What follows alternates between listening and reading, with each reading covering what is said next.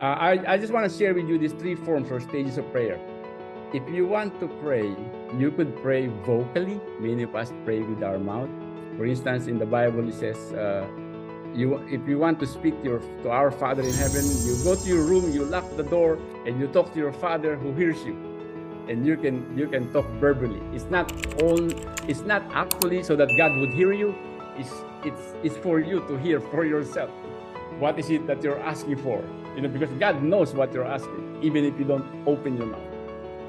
And then we have what's called meditation prayer. Meditation prayer is when you read a scripture, you read part of the Bible.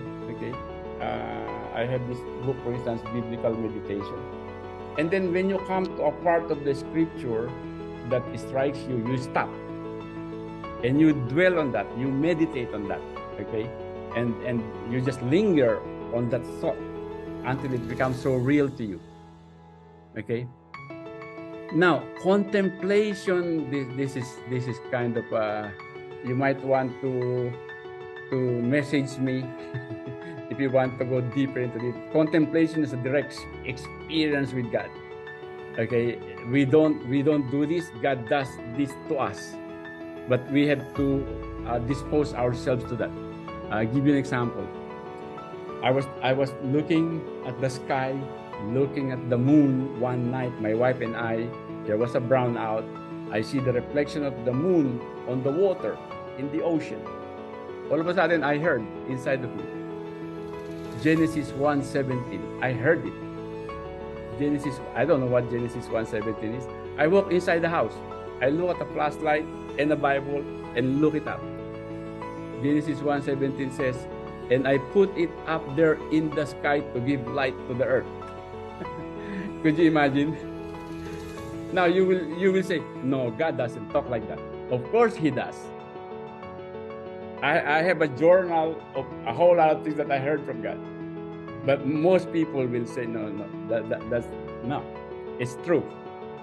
The scripture says, Jesus says, my sheep hears my voice.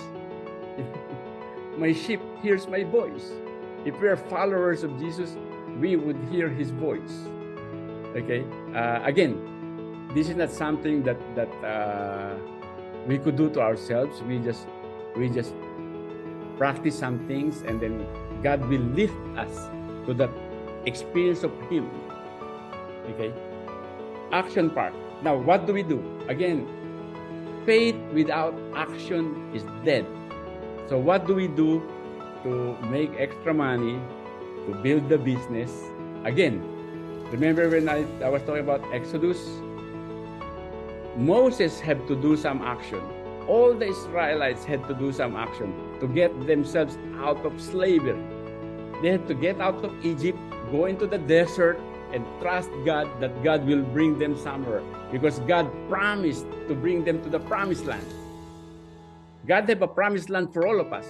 Again, you go to the scripture and you read all God's promises.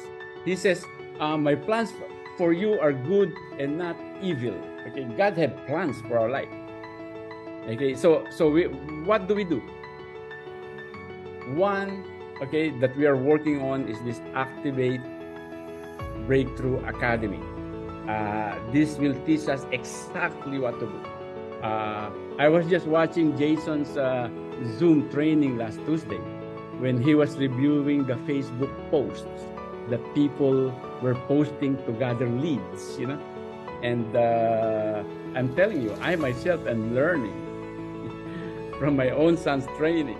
My son has gotten a whole lot, I would say, wiser than me when it comes to all this technology and doing this online marketing, and I have to learn from him. Okay, so those are the things that we have to do. We have to do some action, get into this Activate Breakthrough Academy. If there's anybody here who is not a member of Activate Breakthrough, I would say invest in that $29 and watch the videos and learn how to build the business. There are like 6 courses there, like how to build a business.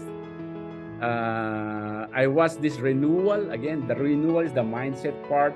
The high profit franchise is where you learn exactly what we sell, what company, we are affiliated with, how we get paid, the compensation plan, okay?